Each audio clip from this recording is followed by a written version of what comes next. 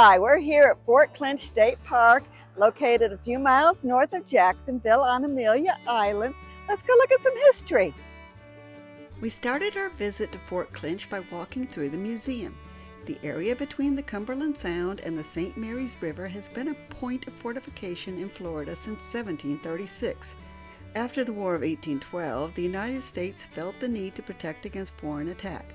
This resulted in construction of a new generation of waterfront defenses called the Third System of Forts, consisting of 42 coastal forts. The third system was uniquely American and unrivaled by any other country at the time. Fort Clinch is part of this system, with construction beginning in 1847. Come with us on a walk back in time to see what life was like in one of these forts. All of the forts were uniformly built with brick and stone. Construction included bomb-proof rooms called casements and cannon opens or embrasures.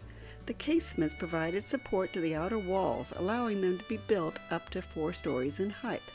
Moats were added around the fort, and the only entrance is a drawbridge leading to a narrow sally tunnel that adds a controlled entry and further protection for the fort. We entered the fort onto the parade grounds.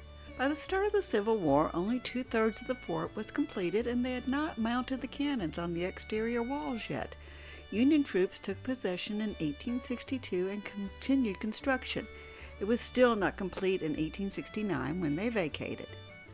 The fort was last used as a munitions storage in 1898 due to the sinking of the main battleship.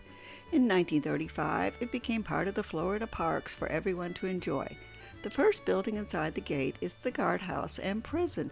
Restoration was done by the Civilian Conservation Corps. The fort was originally designed to house up to 500 men. Approximately 2,000 men went through Fort Clinch during the Civil War. Amazingly, this small room was one of the kitchens that was used to support the fort. It is an excellent example of simplicity and utilitarianism. An additional outdoor kitchen was set up on the parade grounds by the water pump. Fresh water flowed from several underwater wells that worked with the fort's cistern system. The Quartermaster's department was responsible for most of the supplies that kept the fort functioning. These would have included clothing, bedding, gear, tools, and medication. It would have also housed supplies and feed for any of the work animals. The commissary department was a division of the quartermaster and housed the food rations. Some of the most common items were flour, meat, beans, rice, sugar, coffee, vinegar, salt, candles and matches, and soap. They also rationed 1 gill, approximately 2 ounces of whiskey a day, per soldier. The munitions for the fort fell under the ordnance officer. They were stored in bunkers that had 5-foot thick brick walls and were reinforced with concrete. The fort is surrounded by thick earthen walls that form an embankment as part of its defense. From atop them, you get a wonderful view of the entire fort and out to the ocean. Some of the other buildings were used as barracks and a blacksmith shop. As another part of the defense, mountings were installed for about 40 guns.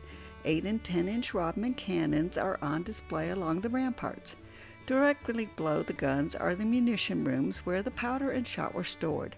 Holes still exist from the rampart to the storeroom, which allowed the soldiers to lift the supplies directly to the cannons. The cannons face out to the Atlantic and would have been placed there to guard the Cumberland Sound and the fort against invasion. Upon leaving the fort, we headed out to see the rest of the park. The main road is an amazing 3.3-mile tree-covered drive, definitely deserving the name of Canopy Road. The park is located on the northeasternmost tip of Florida, across from the Georgia border. It is nestled between the Atlantic Ocean and the Amelia River. Because of its unique location, it has campgrounds on both waterfronts and offers access to both river and ocean activities, along with hiking and biking trails. This diverse 1,400-acre park is also the home of over 250 species of birds. It offers something for everyone. On the way out, we stopped at Egan's Creek Scenic Overlook. The tree-covered boardwalk takes you out into the marshy land surrounding this creek. This is one of the many wildlife observation venues in the park. From the vantage point, you can see the Amelia Island Lighthouse. It is the oldest existing lighthouse in Florida, being built in 1838 using materials from the previous lighthouse. It marks the inlet to St. Mary's River, the Cumberland Sound, and the harbor to Fernandina Beach. It stands a towering 64 feet tall and still flashes every 10 seconds. Thanks for watching. Hope you've enjoyed this adventure with Two for the Road, and we hope to see you again soon.